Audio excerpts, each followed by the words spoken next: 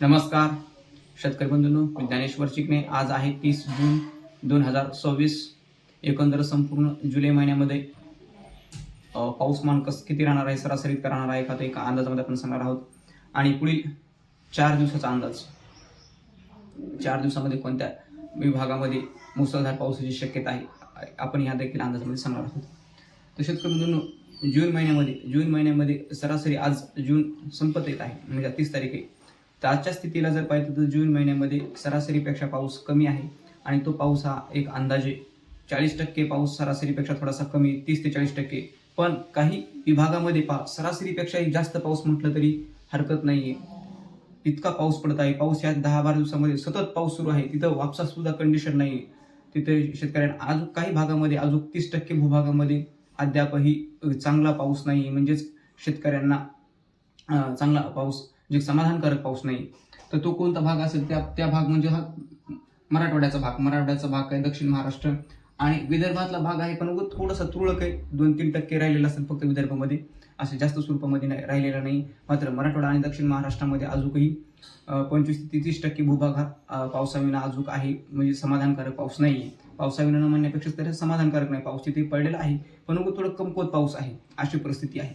तर त्या भागामध्ये, ज्या भागामध्ये पाऊस नाही आहे, तिथे सुद्धा पाऊस हा पुढील 5 जुलैपर्यंत पाऊस सर्वदूर पडण्याची शक्यता आहे.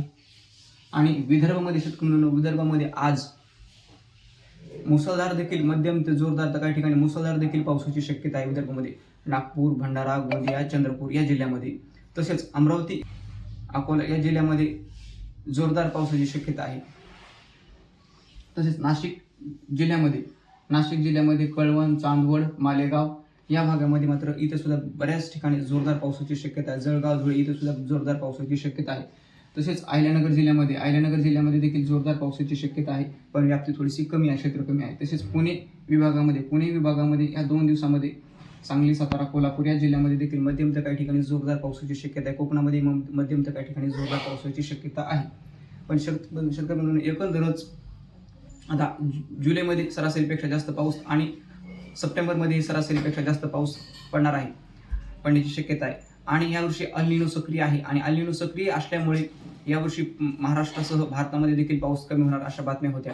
आणि एकंदरच आपण महाराष्ट्राचा अंदाज देत असतो. तर महाराष्ट्रामध्ये आता सध्याच 7-8 दिवसापासून पाऊस सुरू झाले, तर विदर्भामध्ये मात्र पावसाची शेतकरी कदर आला आहे. काही भागामध्ये इतका पाऊस विदर्भामध्ये पडत आहे. ओढे नाले सुद्धा आता वाहत आहेत विदर्भामध्ये मोठ्या प्रमाणामध्ये. मग अल निनोमध्ये ओढे नाले व इतक्या मोठ्या स्वरूपामध्ये पाऊस एक वेळेस नाही, 2 वेळेस नाही, सतत पाऊस सुरू पडत आहे.